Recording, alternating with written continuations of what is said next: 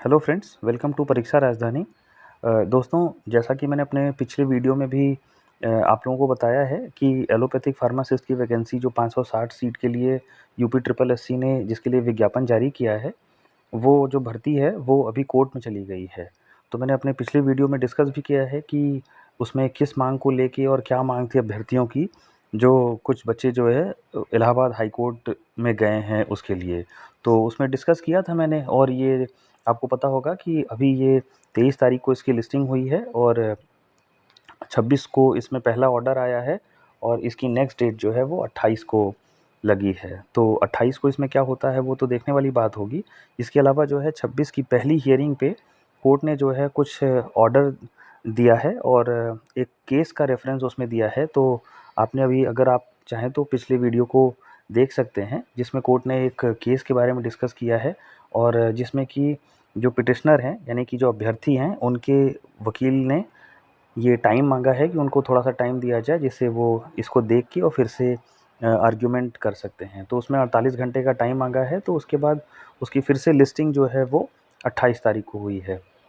तो दोस्तों, ये वीडियो जो है उसी के उसी के आगे की कड़ी में है कि पिछले वीडियो में जो चीज़ें आपको मैंने बताई थी और उसमें ही आगे हम डिस्कस करने वाले हैं। ये थोड़ा एक डिटेल्ड वीडियो रहने वाला है और एक ये का थोड़ा-सा बड़ा वीडियो रहेगा। तो इसको लास्ट तक ज़रूर देखिए, जिससे आपको सारी चीज़ें क्लियर हो जाएँगी। एलोपैथिक फार्मासिस्ट वैकेंसी 2026 के बारे में, उसमें क्या चीज़ें हैं और क्या आगे क्या हो सकता है, और ये सारी चीज़ें मैं जो है इसमें डिस्कस करने वाला हूँ। तो आप जैसा कि अपने स्क्रीन पे देख रहे हैं, ये हाई कोर्ट ऑफ इलाहाबाद जो है, इलाहाबाद हाई कोर्ट के वेबसाइट से ये पीडीएफ डाउनलोड किया है, जिसमें वही रेगुलर इन्फॉर्मेशन है कि ये जो है इसकी पहली हियरिंग 26 मार्च को हुई है। देखिए, ये लिखा हुआ मैं ज़ूम कर रहा हूँ, ये 26 मार्च को हुई है। इसके अलावा इसकी नेक्स्ट हियरिंग जो है वो 28/3/2026 यानी कि 28 मार्च को होने वाली है। इसके अलावा जो है आप इसमें देख सकते हैं कि इसमें पार्टी का क्या नाम है, इसमें पिटिशनर के नाम हैं। इसके अलावा जो रेस्पोंडेंट में यूपी सरकार, यूपी ट्रिपल एससी और प्रिंसिपल सेक्रेटरी, ये सारे लोग हैं, कुल 5 लोग हैं। तो ये इनकी जानकारी है। इसके अलावा जो है आप देख रहे हैं, इसकी फ्रेश लिस्टिंग जो हुई थी वो 26 को हुई है। डेट फिक्स हुआ था, कोर्ट नंबर 6 में मामला था, सीरियल नंबर 36 पे। और इसमें देखिए ऑर्डर जजमेंट में व्यू करके भी आ रहा है। इसका मतलब ये है कि एक ऑर्डर भी प्रोनाउंस किया गया है, एक ऑर्डर भी आया है इस मैटर में 26 तारीख के सुनवाई के रेफरेंस में। तो आगे देखते हैं क्या 26 तारीख का क्या ऑर्डर है। ये देखिए जो है 26 तारीख के ऑर्डर में ये डिटेल है। तो इसमें जो है, जो जज हैं इन्होंने ये बोला है, ये जज हैं इन्होंने ये रेफरेंस दिया है कि इसमें जो है, जो सीएससी हैं, चीफ स्टैंडिंग काउंसिल जो हैं, मतलब जो सरकार के वकील हैं, ये सिद्धार्थ सिंघल जो आप पढ़ रहे हैं, तो इन्होंने जो है कि ये आर्ग्यू किया, ये बोला कि जो है इस तरीके का एक मामला है, इस तरीके का जो कंट्रोवर्सी है, इससे पहले भी एक मामले में जो है कवर किया गया है, जिसके बारे में सुप्रीम कोर्ट ने एक ऑर्डर दिया है। तो ये मैटर था Mohammad Firoz Mansuri and others versus state of Bihar and others, जो कि 2026 का ही मामला था। तो ये जो है जनवरी के आसपास का मामला है। तो इसमें देखिए, और इसके दूसरे पैराग्राफ में है कि जैसा कि as prayed by the learned counsel for the petitioner 48 hours time is granted to go through the aforesaid judgement put up afresh on 28 March 2026। मतलब ये कि इस पे जो है पिटिशनर के जो वकील साहब थे उन्होंने 48 घंटे का टाइम मांगा है कि वो एक बार इस मैटर में जो मोहम्मद फिरोज मंसूरी का जो मामला है उसको एक बार देख सकें, पढ़ सकें, और उसके बाद जो है 48 घंटे बाद जो है इसको देख के फिर वो आर्ग्यूमेंट के लिए आएंगे। तो ये एक छोटा सा जजमेंट है। देखिए 26 मार्च का ये जो है जजमेंट है। अब इसके बारे में जो है मैंने आपसे बोला था अपने लास्ट वीडियो में कि एक डिटेल्ड एनालिसिस जो है वो मैं लेके आऊँगा और एक बार आप सबको ये बताने की और समझाने की कोशिश करूँगा कि इसमें क्या मामला है, क्या चीज़ें हैं और इससे क्या मिलने वाला है। जो जिन अभ्यर्थियों ने कोर्ट केस किया है, जो कोर्ट गए हैं, उनको क्या राहत मिलने वाली है, क्या उनको सफलता मिलेगी या चीज़ें रिजेक्ट हो जाएँगी। इसके अलावा जो है बाकी जो अभ्यर्थी हैं, जो इसके लिए इतने टाइम से इंतज़ार कर रहे थे, क्या उन्हें ये जो है डरने की ज़रूरत है? क्योंकि आपको पता है कि आयुर्वेदिक फार्मासिस्ट की वैकेंसी 2024 से रुकी हुई है। इन सारी चीज़ों के बारे में हम डिस्कस करने वाले हैं।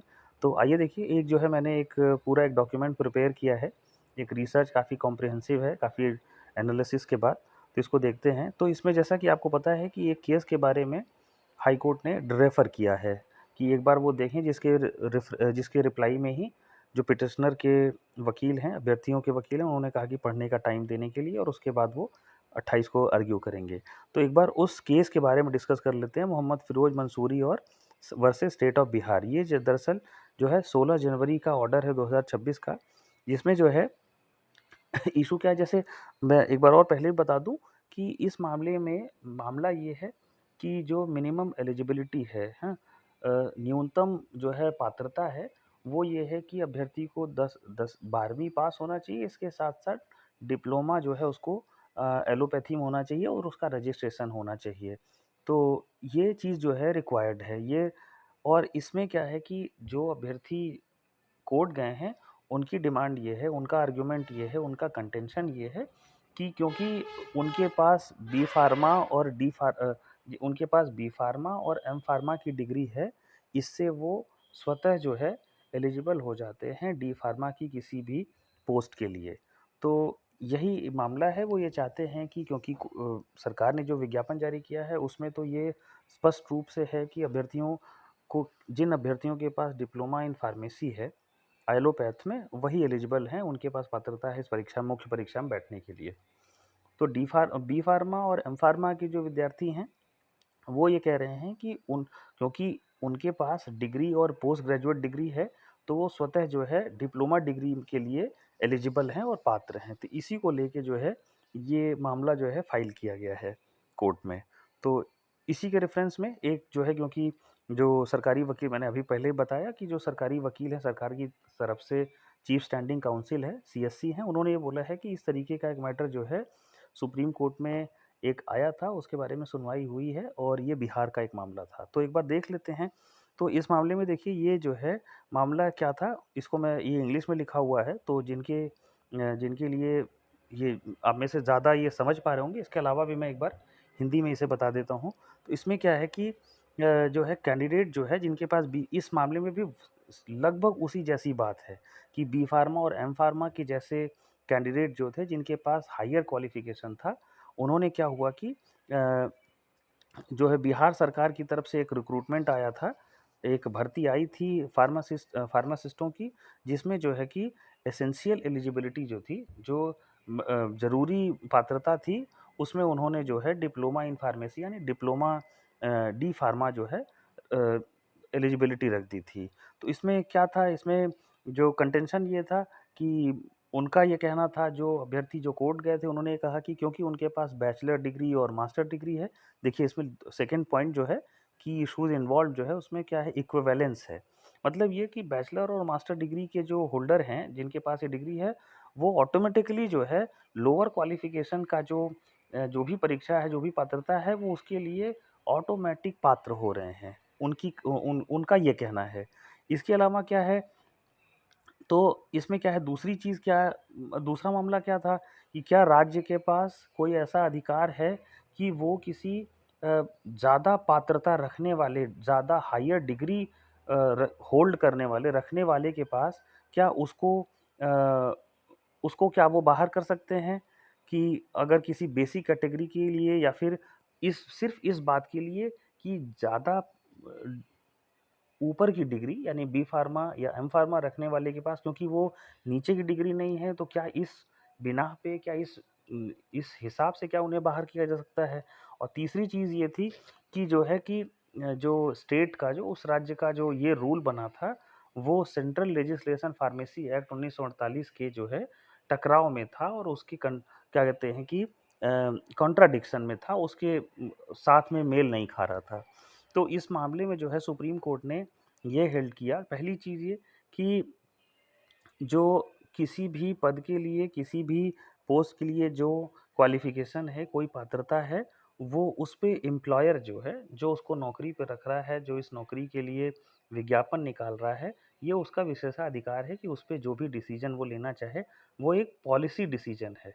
तो क्या होता है कि पॉलिसी डिसीज़न जो होता है, उसमें जो है कोर्ट हस्तक्षेप नहीं करता है। आपने कई जगह पढ़ा होगा, आपने सुना भी होगा कि जैसे क्या होता है कि 3 तरीके से जो हमारे यहाँ न्यायपालिका और विधायिका और कार्यपालिका है, तो इसमें जो है ये कार्यपालिका एग्ज़ीक्यूटिव का सीधा एक एक्सक्लूसिव पावर जो होता है, सीधी शक्ति होती है कि पॉलिसी डिसीज़न में कोई भी कोर्ट जो है न्यायालय उसमें हस्तक्षेप नहीं करता। ये इस तरीके से आप समझ लें कि कोई बोले कि कोई योजना है या मनरेगा है या कोई योजना है, उस पे न्यायालय कोई टिप्पणी करके ये नहीं कह सकता कि इस 100 दिन की रोज़गार की जगह आप 120 दिन का रोज़गार दीजिए, क्योंकि ये एक पॉलिसी डिसीज़न है। नीतिगत फैसला है, तो नीतिगत फैसले में जो है उसमें सरकार का विशेषाधिकार होता है और उसमें कोई हस्तक्षेप नहीं किया जा सकता। मैंने एक उदाहरण दिया है समझने के लिए।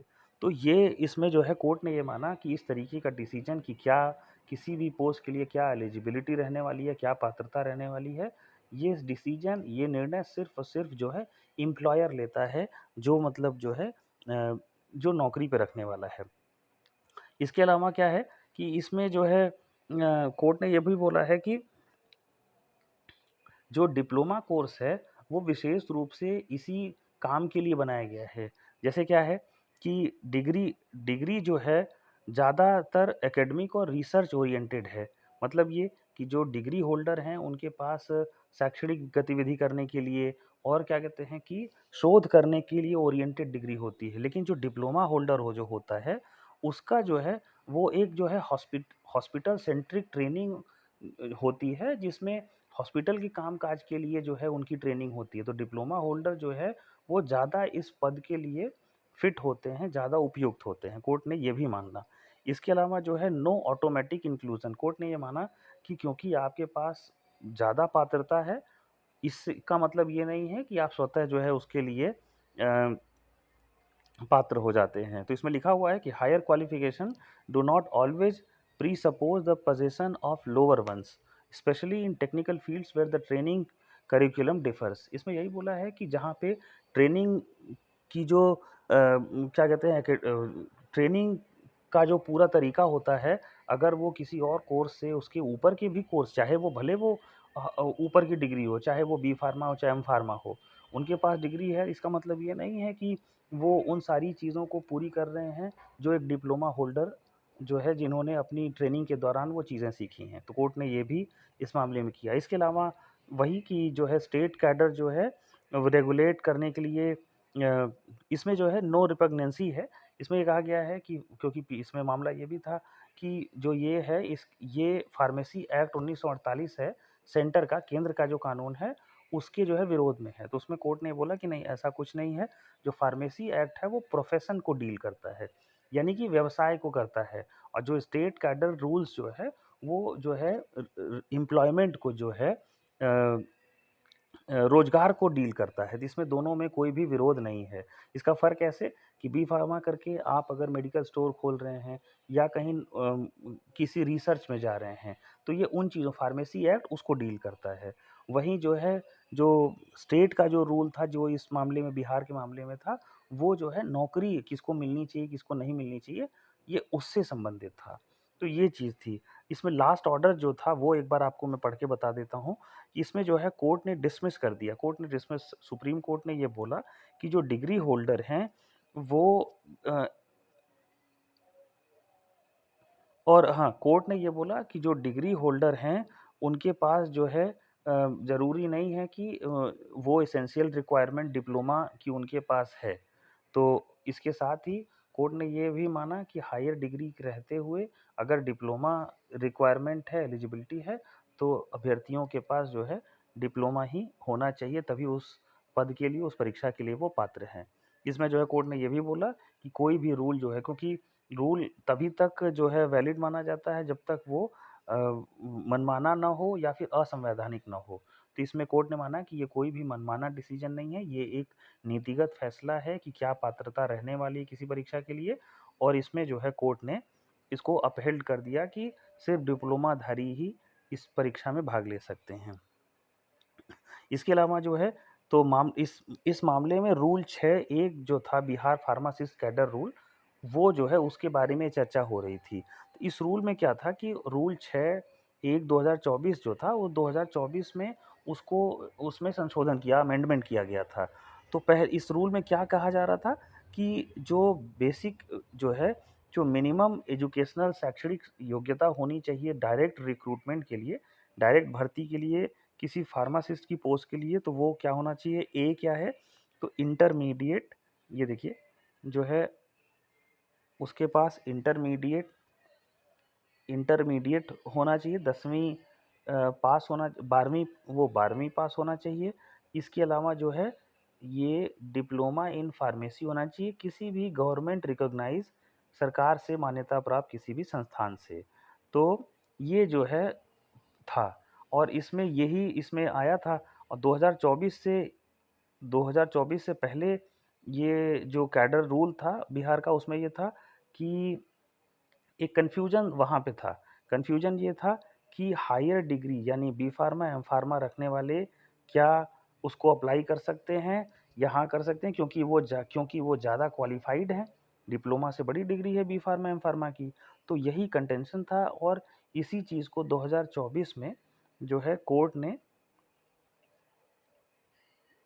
जो है ये इसमें बिहार सरकार ने इसको ऐसा कर दिया कि देखिए 2024 के अमेंडमेंट में आया कि बी फार्मा और एम फार्मा के होल्डर तभी एलिजिबल हैं इस परीक्षा के लिए, इस पद के लिए, जब उनके पास इन दोनों डिग्री या इनमें से कोई एक डिग्री के साथ साथ डिप्लोमा इन फार्मेसी भी हो।